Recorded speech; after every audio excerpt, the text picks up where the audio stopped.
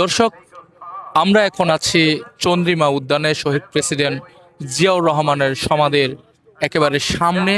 আমরা সকলেই জানি দেশনেত্রী তিনবারের প্রধানমন্ত্রী বেগম খালেদা জিয়ার আজকে এমনই একটি দিনে তিনি ইন্তেকাল করেছেন। গতকালকে 30শে ডিসেম্বর ভোর 6টায় উনি এ ধরাধাম ত্যাগ করেন এবং আজকে ওনার নামাজে জানাজা অনুষ্ঠিত হবে জাতীয় সংসদ ভবনের দক্ষিণ প্লাজায়।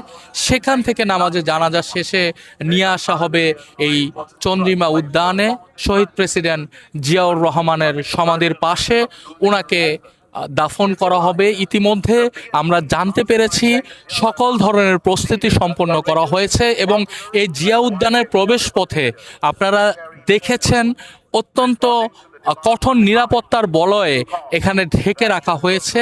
কাউকে, আপামর জনসাধারণ কাউকে এখানে প্রবেশ করতে দেয়া হচ্ছে না। এবং একটুখানি আগে আমরা দেখেছি যে স্বরাষ্ট্র উপদেষ্টা ওনাকে এখানে আসার জন্যে যাবতীয় বিষয় উনি পর্যবেক্ষণ করছেন, সকলের সঙ্গে উনি কথা বলছেন।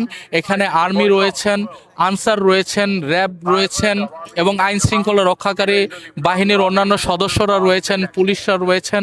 সকলেই পুরো জিয়া উদ্যান এরিয়াটুকু ঘিরিয়ে রেখেছেন এবং সকলেই পর্যবেক্ষণ করছেন এখানে যেন যারা সিটি কর্পোরেশনের রয়েছেন পরিষ্কার পরিচ্ছন্নতার দায়িত্বে তাদেরকেও আমরা দেখেছি যে তারা কাজ করেছেন।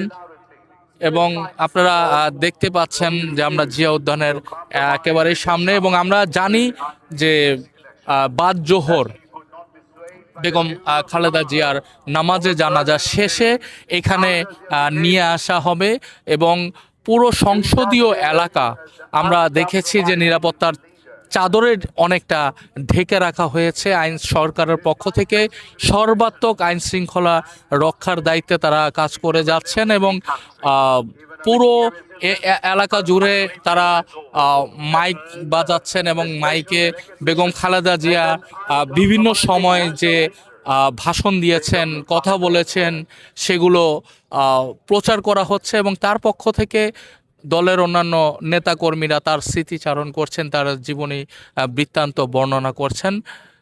দর্শক, আমরা এখন জিয়া উদ্যানের সামনে রয়েছি, আপনাদেরকে জানাচ্ছি সর্বশেষ পরিস্থিতি। আমাদের কাছে তথ্য এসেছে যে ইতিমধ্যেই তার শহীদ রাষ্ট্রপতি জিয়াউর রহমানের পাশে যে দাফন করা হবে ইতিমধ্যেই সকল প্রস্তুতি তারা সম্পন্ন করেছেন।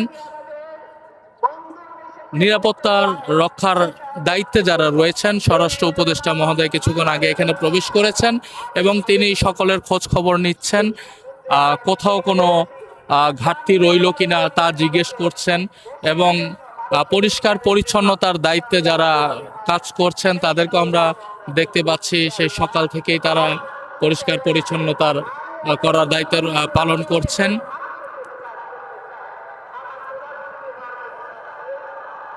আমরা জিয়া উদ্যানের সামনে, চন্দ্রিমা উদ্যানের সামনে সর্বশেষ পরিস্থিতি দর্শক আপনাদেরকে জানাচ্ছিলাম। নাগরিকের সঙ্গেই থাকুন।